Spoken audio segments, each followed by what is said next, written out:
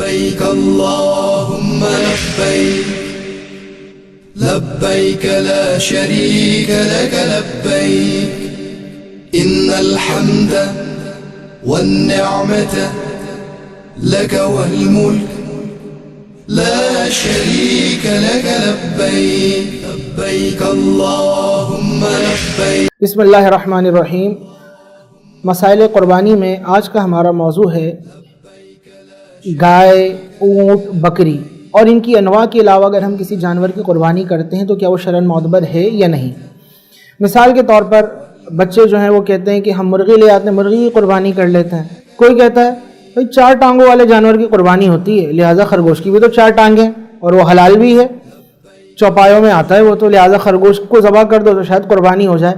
یاد رکھیے قربانی کے ارادے سے یہ بکری، خرگوش، مرغا یا 2 مرغی آپ کہیں کہ چلو ملا دیں تو 4 ٹانگیں ہو جائیں گی، تو یہ کوئی قربانی ان کی نہیں ہوگی، اس لیے کہ شریعت نے انہیں قربانی کے لیے متعین ہی نہیں کیا ہے. یوں ہی نیل گائے، اس کی اگر کوئی قربانی کرتا ہے تو یہ قربانی نہیں ہوگی. ہرن، یہ بھی حلال جانور ہے، لیکن اگر کوئی ہرن کو ذبح کرتا ہے قربانی کی نیت سے، اگرچہ وہ گائے کے مقابلے میں انتہائی قیمتی ہو، لیکن اس کی قربانی نہیں ہوگی، اس کا جو قربانی کا ذمہ ہے اس سے ساقط نہیں ہوگا.